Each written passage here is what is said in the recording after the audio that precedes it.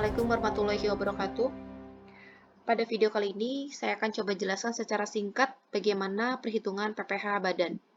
Nah, mungkin next video akan saya berikan penjelasan perhitungan PPh badan melalui mekanisme rekonsiliasi fiskal. Nah, ini kali ini contoh sederhananya, yaitu menghitung PPh badan berdasarkan tarif pasal 17 ayat 1B dan ketentuan dari pasal 31E. Nah, apa perbedaannya? Kita lihat.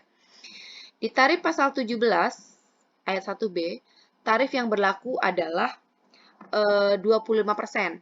Namun, itu untuk tahun 2019 ke bawah atau 2019 dan tahun sebelumnya. Nah, mulai 2020, tarif berubah atau turun menjadi 22%. Nah, sampai dengan dikeluarkannya Undang-Undang HPP, tarif masih diberlakukan sebesar 22%. Nah, tarif tunggal ini ya, tarif tunggal ini diperuntukkan untuk peredaran usaha di atas 50M. Apa peredaran usaha? Peredaran usaha itu kita lihat ini contohnya. Ini adalah tabel laba rugi ya. Tabel laba rugi yang tentunya ini sudah dicontohkan tabel laba fiskal ya. Jadi di sini peredaran usaha atau pendapatannya sudah merupakan objek pajak. Kemudian dikurangi biaya-biaya yang ada kaitannya dengan kegiatan 3M penghasilan.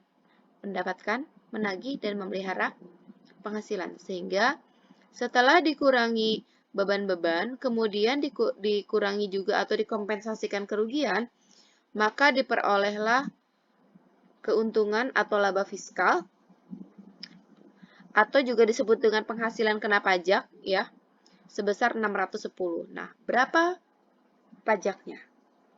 Bukan? Kita lihat dari sini. Peredaran usaha 60M. Nah, berarti ini berada di atas ketentuan di atas 50M. Berarti dia akan menggunakan tarif tunggal. Berarti PPh badan sama dengan tarif dikali PKP. Nah, tarifnya berapa? 22% dikali PKP-nya 610 juta. Maka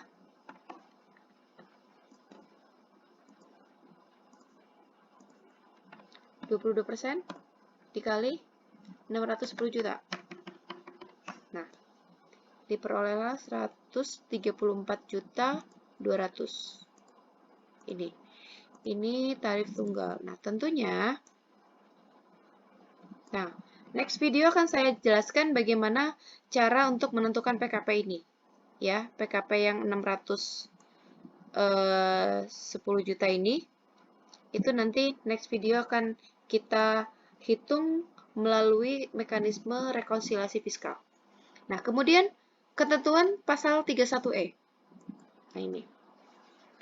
Pasal 31E ini adanya pengurangan tarif, yaitu pengurangan tarif ini dilihat tanda panahnya, pengurangan tarif pasal 17 ya. Ini dasar hukumnya nanti akan saya berikan di lembar lainnya ya. Nah, ini adanya pengurangan tarif 50%. Nah, ini range-nya untuk peredaran usaha 4,8M sampai 50M. Ya. Untuk peredaran usaha 4,8M sampai 50M. Nah, ini cara perhitungannya. Tahap pertama adalah tentukan dulu PKP yang mendapatkan fasilitas dan besaran yang tidak mendapatkan fasilitas.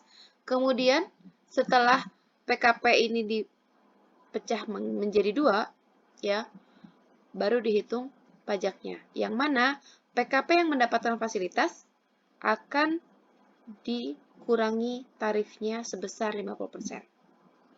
Nah, mungkin nanti akan lebih jelasnya ke contoh ya. Kita lihat contoh sebelah sini.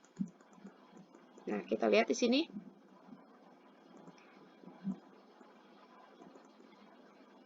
Nah, kita lihat. peredaran brutonya atau peredaran usahanya itu 6 miliar. Berarti dia berada di range antara 4,8 M sampai 50 M. Ada 6 M di sini, berarti dia menggunakan ketentuan tarif pasal 31E.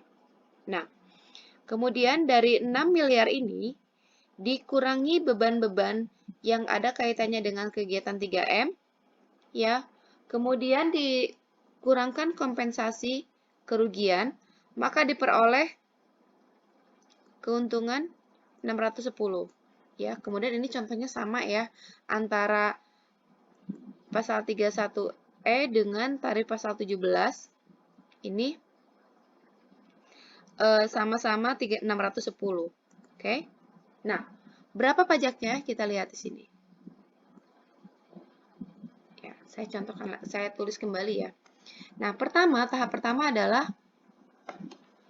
tentukan PKP yang mendapatkan fasilitas, yaitu ketentuannya adalah 4 miliar 800 juta.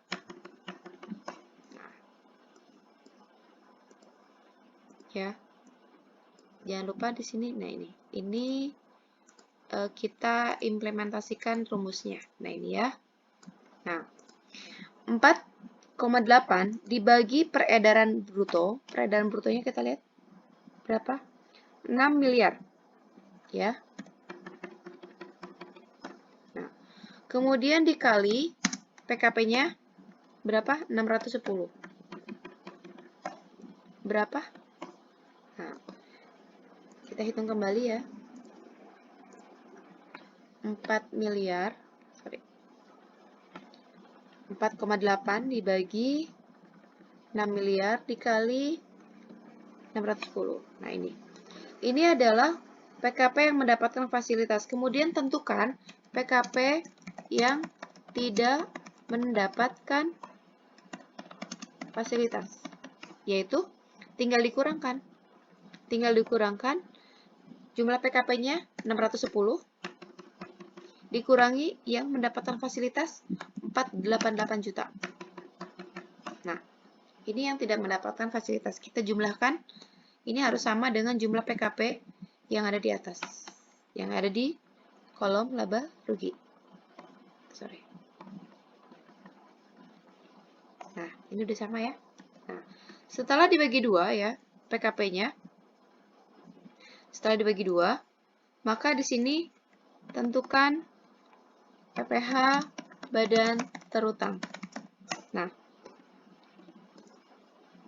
angka pertama yang mendapatkan fasilitas. Maka di sini 22% dikali fasilitasnya adalah 50% dikali yang mendapatkan fasilitas 488. Nah, kemudian ini kita hitung 22% dikali 50% dikali 488. Tinggal ketik yang ini ya. Yes. Nah, kemudian tentukan yang tidak mendapatkan fasilitas. Nah, ini tarifnya normal. 22% dikali 122. Nah, tekan.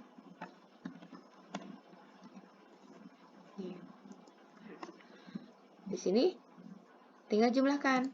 Jumlah PPh badan terutang sama dengan jumlahkan.